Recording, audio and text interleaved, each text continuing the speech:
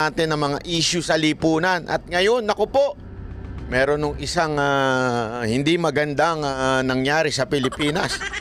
Bakit po? Tayo ho ay nadadagdagan pa ng makadiliman sa mundo na ito. Bakit? Kanyo, eto kasi meron akong nabasa. Ayan. Anak ng wewe, di ba? Today, sabi nga nitong sundalong kanin, di umano. I formally announced my candidacy for Mayor of Caloocan City. Grabe ang kapal ng mukha nito. In the 2025 elections, parating na po ang pagbabago. Ay, nako. Alam mo, Trillanes ako natatawa lang talaga sa'yo. Alam mo yung pagiging obsessed mo sa mga Duterte? Sa pagiging obsessed mo kay Pangulong Duterte, kahit yung kanyang slogan ay ginamit mo. Di ba?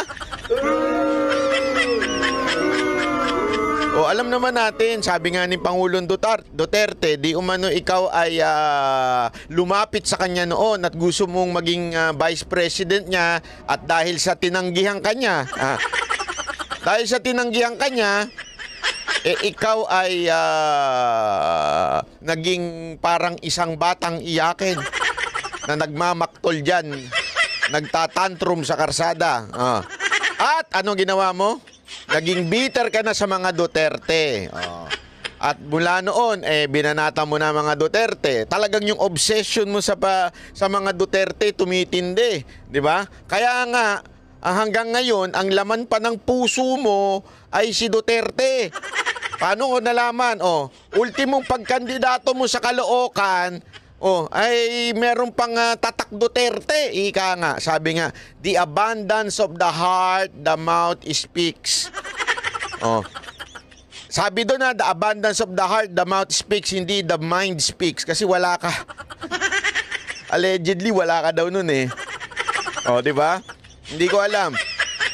Pero mukhang hindi ka talaga nag-iisip. Mantakin mo, gamitin mo pa yung salitang pagbabago at sa'yo pa manggagaling. Sa'yo pa ang pagbabago. Ano bang ginawa mong pagbabago?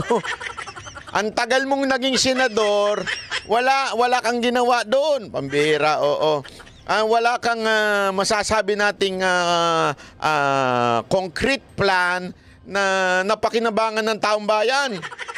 Di ba? Wala. Ang haba ng panahon na yun, nagrebelde ka pa nun. Nag-awkward ka pa nun. Hindi kasi itong maman to, ito lang, itong maman to, di ba? Kesyo may pa-mutiny pa sila nun dahil inaakusahan nila ang gobyerno, kurap, ang gobyerno, ganito, ganire. So, ibig sabihin, gusto mo ng pagbabago. Nung naupo ka naman, wala naman nangyari. Di ba?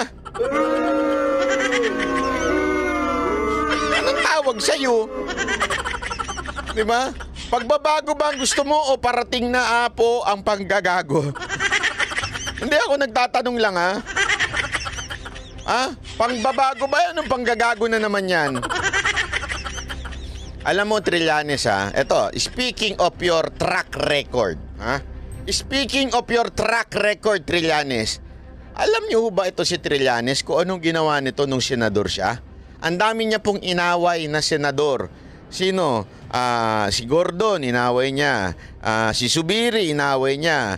Si Enrile, inaway niya. Sino pa? Si Cayetano, inaway niya. Lahat to, wala hong nakasundo ito. Mag-isa, may sarili hong mundo ito, maman to Mapa-oposisyon, mapano, talagang inaaway nito Kasi nga kaya nga 'di ba tinawag na kung ano tinawag ni Pangulong Duterte dito kay Trillanes dahil nga kahol daw ng kahol. Dahil nga daw parang lagi na lang parang asong galit na galit. Yan ang tawag ni Pangulong Duterte na parang lagi na lang may kaaway, lagi na lang merong parang kinakagat o nilalabanan sa Senado. Paano kung naging mayor to? Sige nga Alam nyo, ito ang pagiging politiko ay hindi lamang patalinuhan. Wala na nga siya nun.